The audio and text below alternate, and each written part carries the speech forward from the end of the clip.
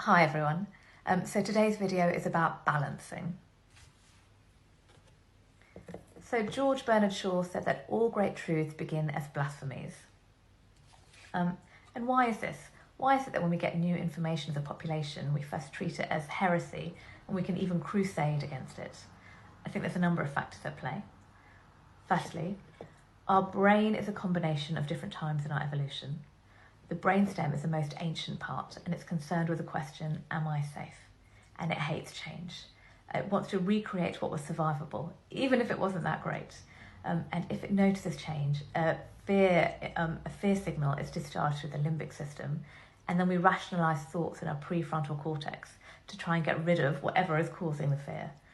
So have you ever noticed, about 4 to 5 weeks into a new maybe fitness plan, a weight loss plan, that you start to think, I'm failing, I'm rubbish, and you give up and it's over.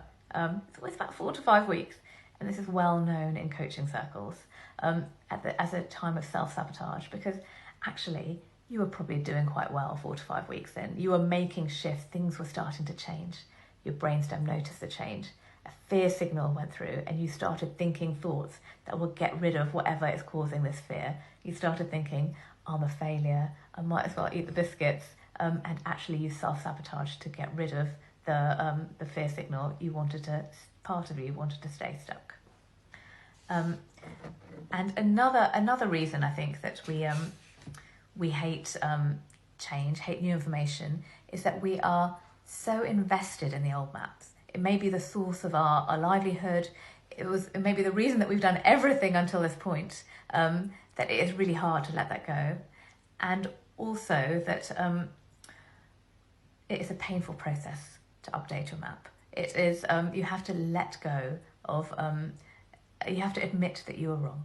And we hate being wrong as human beings. And I had an interesting experience with balancing recently.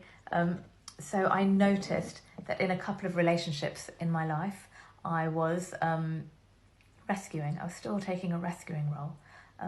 And this is the Map of Consciousness by David Hawkins that you may recall from my video called The Anatomy of a Binge. And the words in blue are positive levels of consciousness, so they move towards life. And the ones in red are negative levels of consciousness, and they move towards death. So what I noticed that happened for part of me was that prior to this realisation that I was rescuing, this part of me had been functioning at a level of love and courage. It thought it was doing the right thing. And when I realised I was rescuing, I felt angry. Conscious level 150. I thought, what were you doing to make me rescue? I was looking at it, I was angry about it. And then I felt fear. I thought, can I change? Am I stuck this way? And then I felt apathy. I just felt fed up. And then finally I felt shame, down to 20. I felt, this part of me is wrong, and I let it go. It felt like a mini death of part of me. I moved down through these conscious levels. And once I let it go, it felt exhilarating.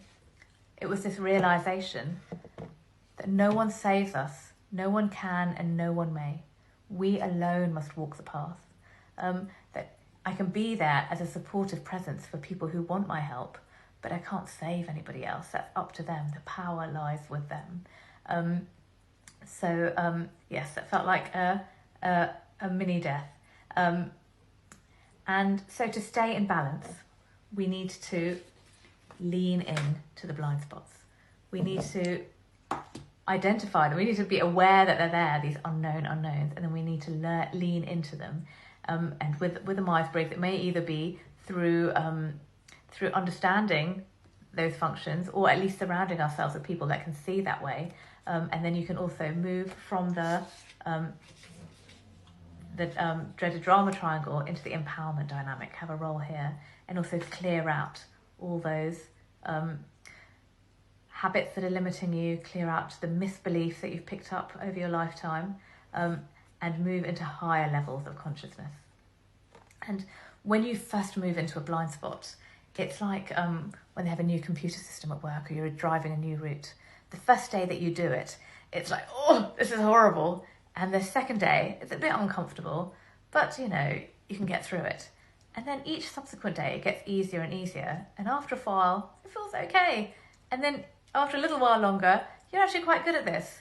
So that's the work, that's the lifelong work of leaning into those blind spots, clearing them, mastering them, and then you start to get a clearer view of reality. And when we have a clear view of reality, then our actions will have a predictable outcome. So that's all for today. Live well and thrive.